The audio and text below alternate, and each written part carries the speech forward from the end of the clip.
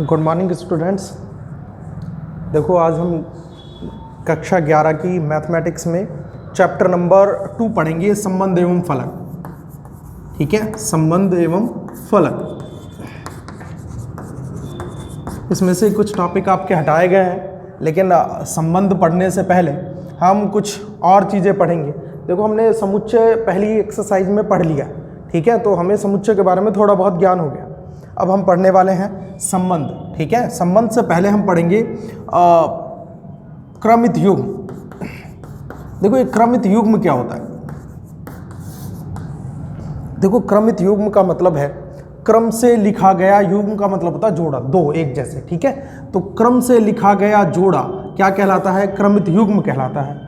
अब क्रम से लिखा गया जोड़ा मतलब मैंने लिख दिया 2 और 3, ये क्रम से लिख दिया मैंने। ठीक है, 2 पहले लिख दिया, 3 बाद में लिख दिया, तो क्रम से लिखा गया जोड़ा क्या कहलाता है? क्रमित युग्म। और इसे छोटे ब्रैकेट में लिख देते हैं, छोटे ब्रैकेट से प्रदर्शित करते हैं। जैसे मैंने लिख दिया a, b, तो ये एक क्रमित युग्म कहलाएगा। क्रम का इंपॉर्टेंस हो गया इसमें कि पहले a यूज करना है फिर b यूज करना है। जैसे ऐसे सपोज करें कि पहले आपको खाना खाना है फिर पानी पीना है, ठीक है, तो क्रम से हो गया ये, पहले खाना खाना है फिर पानी पीना है। तो इसी तरह से क्रमित युग्म हो गया, पहले a हो गया फिर उसके बाद b हो गया। समझ में आया? तो इसे कहते हैं क्रमित युग्म। अब ये a, b एक क्रमित युग्म कहलाता है ना, क्रमित युग्म कहलाता है जहां a इसका पहला अवयव, प्रथम अवयव, ये इसका क्या कहलाता है?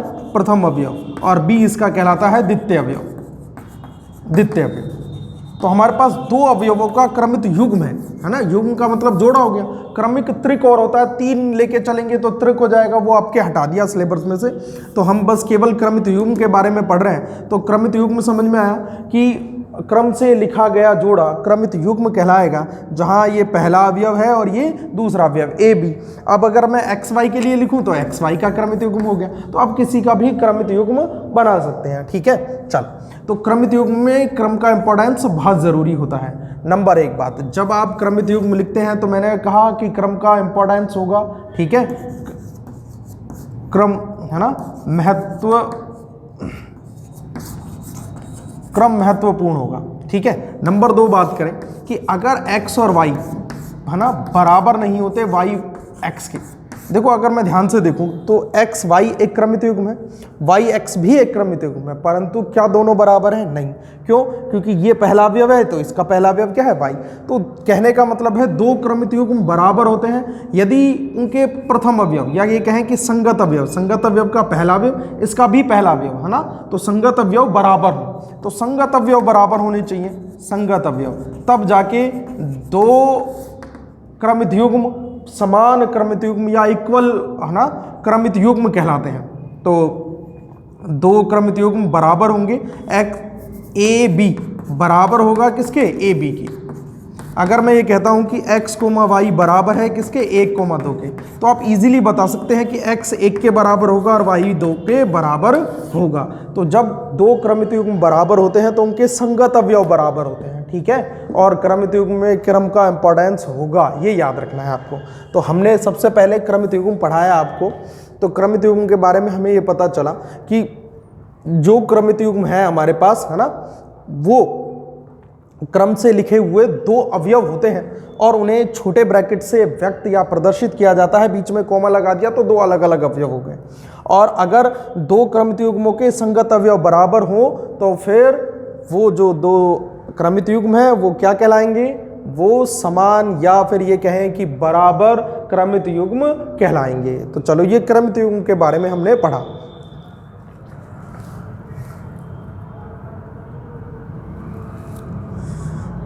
अब संबंध पढ़ने से पहले हम पढ़ेंगे समुच्चयों का कार्तीय गुणन। तो समुच्चय का कार्तीय गुणन क्या होता है वो आप ध्यान से देखें। समुच्चयों का कार्तीय गुणन, तो ये कार्तीय गुणन के बारे में देखो क्या होता है। अब हम पढ़ेंगे समुच्चयों का कार्तीय गुणन। समुच्चयों का कार्तीय गुणन, देखो समुच्चय के कार्तीय, 2 अगर समुच्चय आपके पास a और b है ना, a और b, और दोनों ही अरिक्त है, ठीक है, अरिक्त, नॉन एम्प्टी सेट है a और b।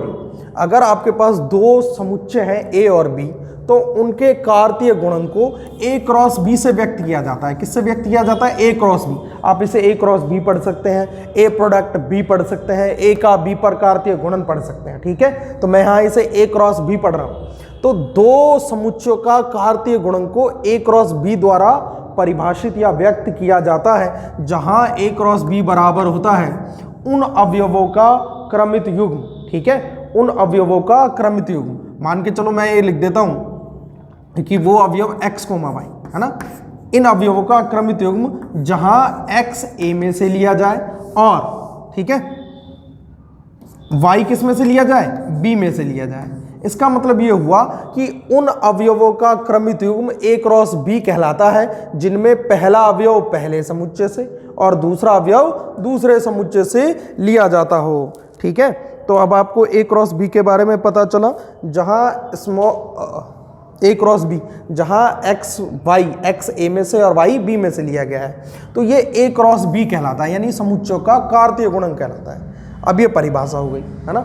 अब इसे समझने की कोशिश करते हैं। मान के चलो A बराबर है 1 और 2 और B बराबर है 3,4। पहले इसे समझ लेते हैं, फिर इसके गुणधर्म वगैरह बाद में देखेंगे, है ना। तो A और B आ गया। अब मुझे A क्रॉस B ज्ञात करना है। तो A क्रॉस B क्या होता है? उन क्रमित युग्मों का समुच्चय, इनका समुच्चय होता है ना, क्रमित युग्मों का समुच्चय, जिनका पहला अवयव कहाँ से लिया जाना है? A में से। दूसरा अवयव कहाँ से लिया जाना है? B में से। तो यहाँ देखो पहला अवयव कहाँ से लेके जाना है? A में से, 1 ले लिया। दूसरा अवयव कहाँ से लेना पड़ेगा? B में से। तो 1 और 3 हो गया, एक क्रमित युग्म हो गया। इसी तरह से मैं 1 और 4 भी बना सकता हूँ। ठीक है, और 2 और 3 बना सकता हूँ।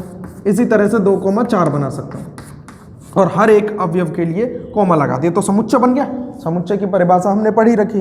तो देखो समुच्चय में कितने अवयव हैं? 1 2 3 4, क्योंकि हर एक क्रमित युग्म एक अवयव कहलाता है। तो ये अवयव है, ये याद रखना। एलिमेंट है किसका? A क्रॉस B का। A क्रॉस B क्या होता है? समुच्चयों का कार्तीय गुणन। ठीक है, एक बार दोबारा से ध्यान से देखें कि समुच्चय का जो कार्तीय गुणन है उसे आप A क्रॉस B से व्यक्त करते हैं, और A क्रॉस B उन क्रमित युग्मों का समुच्चय होगा जिनमें पहला अवयव पहले समुच्चय से और दूसरा अवयव दूसरे समुच्चय से लिया जाए। बस सीधी सी सिंपल सी बात है।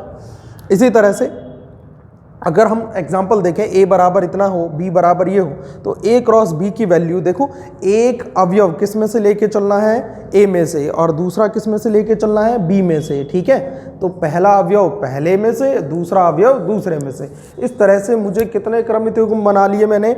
देखो 1 2 3 4 क्रमित युग्म 4 बने, चारों का एक समुच्चय बना लिया, तो वो क्या कहलाएगा? A cross B। सिंपल सी बात। अच्छा, अब मैं B क्रॉस A निकालूं तो आपको समझ में आ गया होगा। अब की बार पहला अवयव किस में से लेके चलना पड़ेगा? B में से। ठीक है, B में से पहला अवयव कितना है? 3। तो मैं पहले लूंगा 3,1 और 3,2। इसी तरह से मैं लूंगा 4,1 4,1 और क्या लूंगा? 4,2। तो अब ये B क्रॉस A हो गए। अब आपको पहला अंतर ये समझ में आया होगा, क्या A क्रॉस B और B क्रॉस A समान होते हैं? बिल्कुल नहीं होते, क्योंकि 1 3 3 1 के बराबर ही नहीं होता। समझ में आया? 1,3 किसके बराबर नहीं होता? 3,1 के। तो ये स्पष्ट रूप से हमारे समझ में आया कि A क्रॉस B और B क्रॉस A बराबर नहीं होता। तो समुच्चय के कार्तीय गुणन की परिभाषा ये कहती है कि A क्रॉस B उन क्रमित युग्मों का समुच्चय होगा। ये क्रमित युग्म है, याद रखना। तो हर A क्रॉस B में हमेशा आपको क्रमित युग्म मिलेंगे।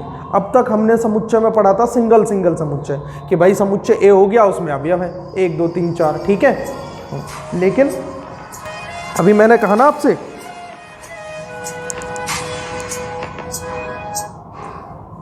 तो मैंने अभी आपसे एक ये कहा कि 3 और 4 है ना, B में है, तो सीधी सी बात समझ में आनी चाहिए कि B है तो B के अवयव पहले होंगे, है ना, A के बाद में होंगे। तो A क्रॉस B किसके बराबर नहीं होगा? B क्रॉस A के। ठीक है भाई, चलो अब बात करते हैं इसके नियम की।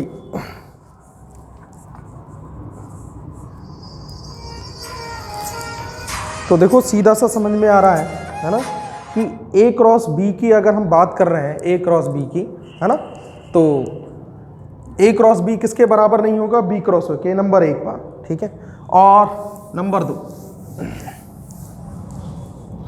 देखो, नंबर 1 कि ए क्रॉस बी बराबर नहीं होता किसके, does not equal to B cross A के। नंबर 2, यदि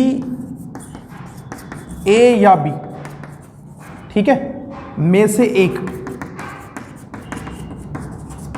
कैसा है, में से एक रिक्त समुच्चय है, रिक्त समुच्चय है, इसका मतलब या तो ए बराबर फाई हो, ठीक है, या बी बराबर फाई हो, तब ए क्रॉस बी बराबर फाई हो, ठीक है। तो इसका मतलब अब अगर आप पहला कोई लेंगे ही नहीं अवयव, है ना, तो आपको स्पष्ट रूप से समझ में आ रहा होगा कि अगर ए बराबर फाई है, बी बराबर फाई है, देन ए क्रॉस बी भी क्या होगा, फाई होगा, रिक्त समुच्चय होगा, ठीक है। चलो एक चीज़ और समझते हैं इसमें, तीसरी बात क्या समझ में आ रही है, तीसरी बात ये समझ में आ रही है कि देखो ए में मान के चलो ए और बी और सी 3 अवयव है, और बी में है 1 अवयव, मान के चलो डी, तो मैं ए का डी के साथ बनाऊंगा ए क्रॉस बी में, है ना, ए क्रॉस बी निकालूंगा तो क्या निकलेगा, देखो ए क्रॉस बी बनेगा हमारा ए कोमा डी, फिर बनेगा बी कोमा डी, फिर बनेगा सी कोमा डी। ये समझ में आ गया होगा, है ना।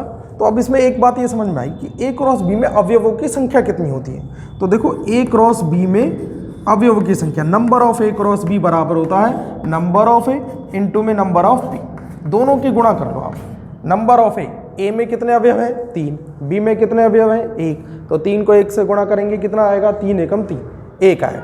तो कहने का इतना सा मतलब है कि number of A cross B बराबर होता है number of A into number of B. अगर नंबर ऑफ ए बराबर है 2 और नंबर ऑफ बी बराबर है कितना 4, तो number of A cross B कितना होगा 8। अच्छा, number of B cross A भी सेम होता है, ठीक है, नंबर थोड़ी बदलेंगे, बी क्रॉस से 2 को 4 से गुणा करो या 4 को 2 से गुणा करो, सही में तो बात है ना, इसलिए ये चीज़ चेंज नहीं होगी। तो number of A cross B या हो या नंबर बी क्रॉस ए हो, दोनों सेम बात। तो ये 3 चीज़ें आपको याद समझनी है कि ए क्रॉस बी होता क्या है, ए क्रॉस बी बराबर नहीं होता बी क्रॉस ए के। दूसरा, अगर दोनों में से कोई एक रिक्त समुच्चय है तो फिर ए क्रॉस बी भी रिक्त होगा।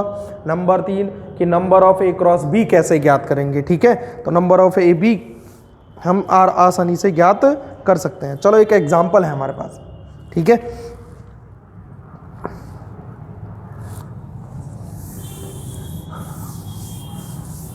एक एग्जाम्पल है वो करते हैं, देखो आपको कितना समझ में आता है।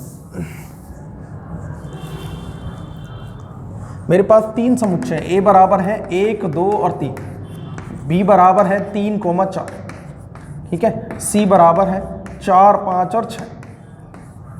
ये 3 समुच्चय मुझे दे रखे हैं, ठीक है। अब इनके ऊपर एक क्वेश्चन है कि A cross B intersection C ज्ञात कीजिए, ए क्रॉस बी इंटरसेक्शन सी ज्ञात कीजिए, ये पहला सवाल है। तो चलो ज्ञात करते हैं। क्रॉस है, इंटरसेक्शन हमने पहली एक्सरसाइज में पढ़ रखा है कि 2 समुच्चय का इंटरसेक्शन नहीं है ना। चलो तो इंटरसेक्शन निकालें, चूंकि बी इंटरसेक्शन सी, इंटरसेक्शन मतलब कॉमन वाला पार्ट है ना, तो वो अवयव जो ए में हो और बी में हो वो इंटरसेक्शन में होता है, ठीक है। तो बी और सी में, तो यहाँ बी और सी है तो बी में बी होना चाहिए और सी में भी होना चाहिए। तो दोनों में देखो क्या आया, ओवेनिस्ट आया 4, तो बी इंटरसेक्शन कितना हुआ 4। ए की वैल्यू हमें पहले से पता है 1, 2, 3, 4, तो 1, 2, 3, बस केवल 1, 2, 3 ही है ना। इसका क्रॉस करना पड़ेगा 4 से।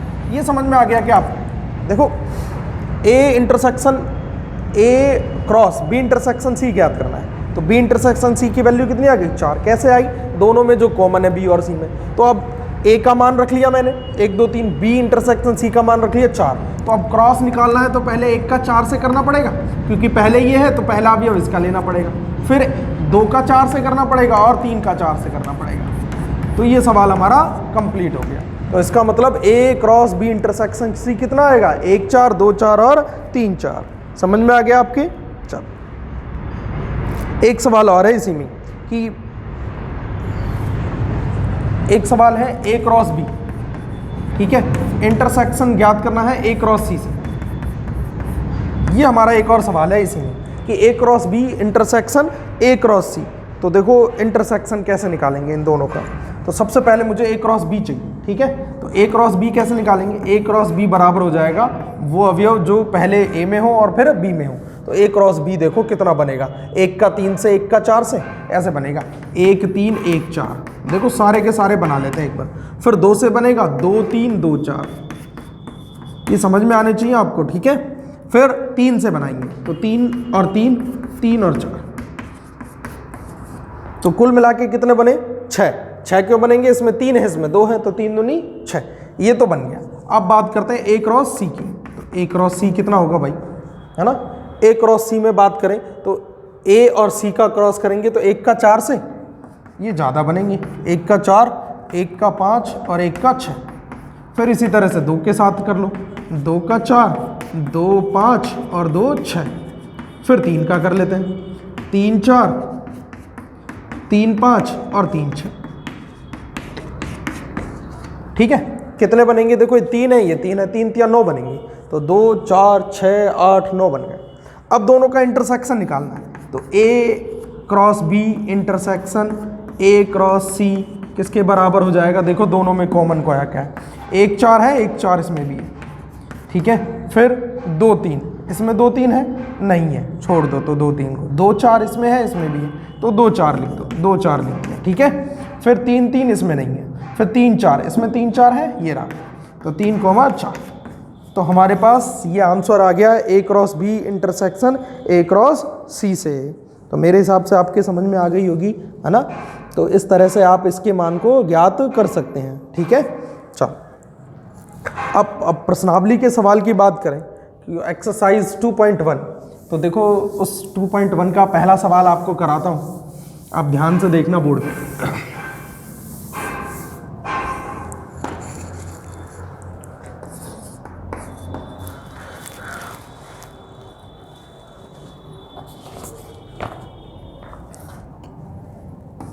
x/3 + 1 कोमा y-2/3, ठीक है। बराबर दे रखा है 5/3 कोमा 1/3 के, ये दे रखा है। तो हमसे पूछा है x और y की वैल्यू ज्ञात कीजिए। इसका मतलब क्या हुआ, दोनों क्रमित युग्म है, देखो एक क्रमित युग्म है या एक ही है, दोनों में बीच में बराबर दे रखा है, मतलब दोनों इक्वल है। हमें ज्ञात नहीं करना, पहले से दे रखा है इक्वल है, हमें तो वैल्यू ज्ञात करनी है। अब इक्वल है तो क्रमित युग्म के हिसाब से तो x/3 + 1 बराबर होना चाहिए 5/3 के, ठीक है। तथा y-2/3 बराबर होना चाहिए 1/3 के। चलो यहाँ एलसीएम लेके जोड़ते हैं एक बार, ठीक है। एलसीएम कितना आएगा, x + 3/3 = 5/3 तथा इसे सॉल्व करूँ तो 3y - 2/3 बराबर 1/3। एलसीएम से एलसीएम कैंसिल हो जाएगा और ये 3 इधर जाके क्या हो जाएगा माइनस का, तो x = 5 - 3। और यहाँ देखो 3 से 3 कैंसिल हो गया, 3y = हो गया, ये 2 इधर चला जाएगा, 1 + 2, देन x = 2, है ना। और y = कितना हो जाएगा, 2 और 1 3, 3 में 3 का भाग लगाओ कितना है 1। तो सिंपल सा तरीका है, आपने पहला क्वेश्चन आपके समझ में आ गया होगा कि आपको कैसा करना है, ठीक है। चलो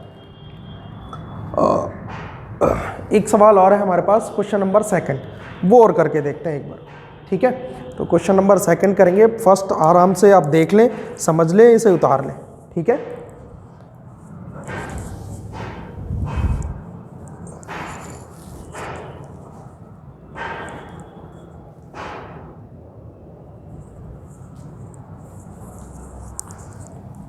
देखो एक और क्वेश्चन कराते हैं, इसका सेकंड वाला। सेकंड क्वेश्चन भी आसान है आपका।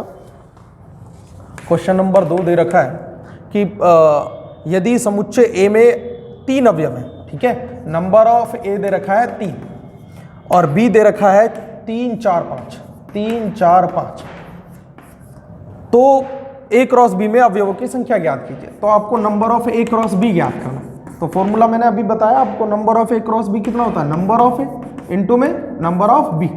तो नंबर ऑफ ए कितना है अपने पास 3, नंबर ऑफ बी कितना है 1 2 3, तो ये भी 3 है, तो कितना हो गए 3 3 9, तो अवयवों की संख्या कितनी होगी 9। आसान सा सवाल था,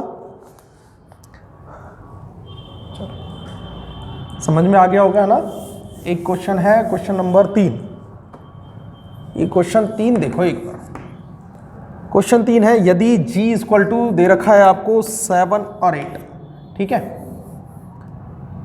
ये समुच्चय दे रखा है और h बराबर दे रखा है 5, 4 और 2, तो g क्रॉस h और h क्रॉस g ज्ञात कीजिए। चलो तो सबसे पहले g क्रॉस h ज्ञात कर लें। मेरे हिसाब से तो आपके समझ में आ जाना चाहिए, है ना। क्या आएगा, पहले अवयव किस में से लेंगे, g में से, दूसरा अवयव किस में से लेंगे, h में से, क्रमित युग्म बनाएंगे और सारे लिख देंगे। तो 7 का किससे करेंगे, 5 से, फिर 7 का किससे करेंगे, 4 से, और 7 का किससे करेंगे, 2 से। देखो क्रमित युग्म है ना में क्रम का इंपॉर्टेंस जरूरी है, लेकिन समुच्चय में क्रम का कोई फर्क नहीं होता। पढ़ा है ना समुच्चय में, तो समुच्चय में अगर मैं 7, 2 को यहाँ लिख लूँ तो कोई फर्क नहीं पड़ने वाला। इसी तरह से 8 का किससे करेंगे, 5 से, फिर 8 का 4 से और 8 का 2 से।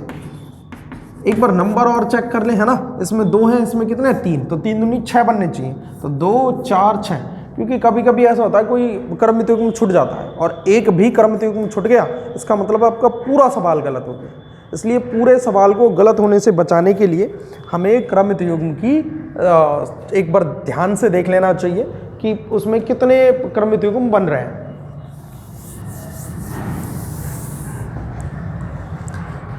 चलो अब हम करेंगे क्वेश्चन नंबर 4, और 4 है सत्य असत्य बताने हैं, है ना, तो इसको छोड़ देंगे। अच्छा, ये क्वेश्चन नंबर 5 में A क्रॉस A पूछा गया है ना, क्रमिक त्रिक, वो आपके सिलेबस में से हटा दिया है, लेकिन फिर भी अगर आप करना चाहें तो 1, 2, 3, एक के बाद दूसरा लिखें, फिर दूसरे के बाद तीसरा लिख लें, ठीक है। चलो फिर भी करा देता हूँ एक बार। क्वेश्चन नंबर 5 है, A बराबर -1 और 1, ठीक है। तो A क्रॉस ज्ञात कीजिए, मतलब आपको A का A के साथ क्रॉस ज्ञात करना है 3 बार।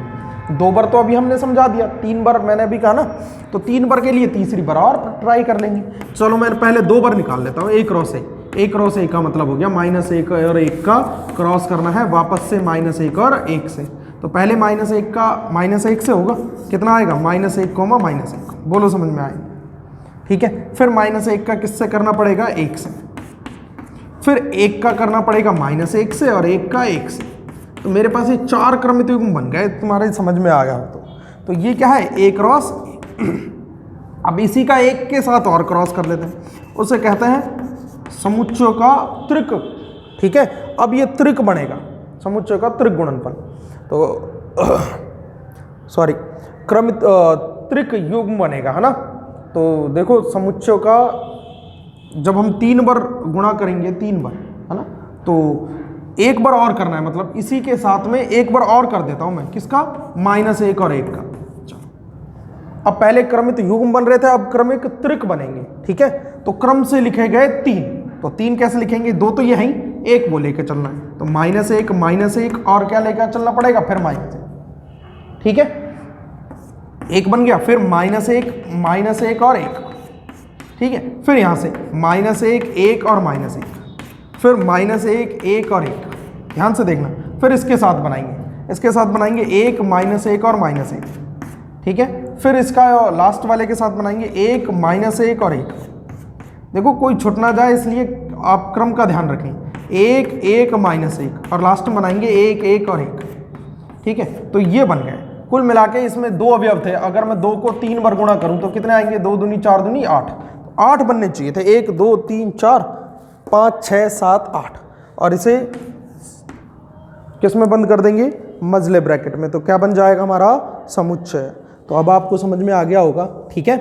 तो एटलीस्ट इतनी जितना आपको पढ़ाया गया है इतना आप सीखेंगे। समुच्चय का कार्तीय गुणन आपको अच्छे से आना चाहिए, ठीक है, और क्रमित युग्म के बारे में पता होना चाहिए। चलो इससे आगे हम अगले वीडियो नेक्स्ट वीडियो में पढ़ेंगे, ठीक है।